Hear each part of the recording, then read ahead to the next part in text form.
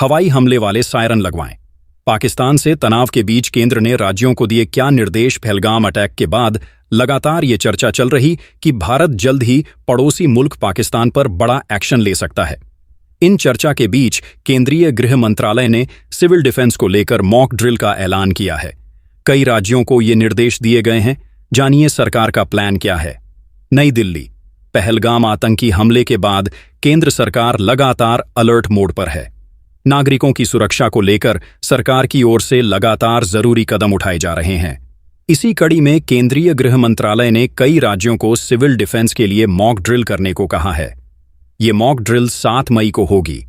सूत्रों के अनुसार यह ड्रिल नागरिक सुरक्षा को प्रभावी बनाने के लिए की जाएगी। इसका उद्देश्य किसी भी हमले की स्थिति में नागरिकों की सुरक्षा सुनिश्चित करना है।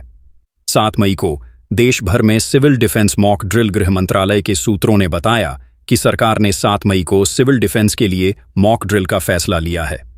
इसके लिए राज्यों को जरूरी निर्देश दे दिए गए हैं।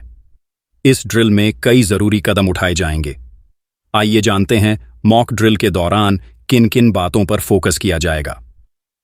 1. सबसे पहले एयर रेड वार्निंग सायरन को चालू किया जाएगा। इसका मतलब है कि हमले की चेतावनी देने वाले सायरन को बजाया जाएगा। 2.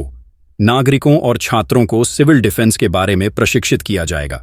उन्हें ट्रेनिंग दी जाएगी कि हमले की स्थिति में खुद को कैसे बचाएं। 5. निकासी योजना यानी एवेक्युएशन प्लान क्या होगा, इससे लोगों को अपडेट किया जाएगा। इसके साथ ही उसका अभ्यास भी किया जाएगा। एवेक्युएशन प्लान का मतलब है कि लोगों को सुरक्षित स्थानों पर ले जाने की योजना।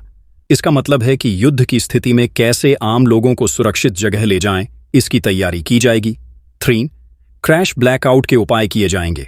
इसका मतलब है कि हमले के दौरान रोशनी बंद करने यानी क्रैश ब्लैकआउट की व्यवस्था की जाएगी। 4. महत्वपूर्ण प्रतिष्ठानों को जल्दी से छिपाने की व्यवस्था की जाएगी। प्लांट्स और जरूरी जगहों को दुश्मनों से बचाने के लिए उन्हें कैसे जल्द से जल्द छिपाया जाएगा।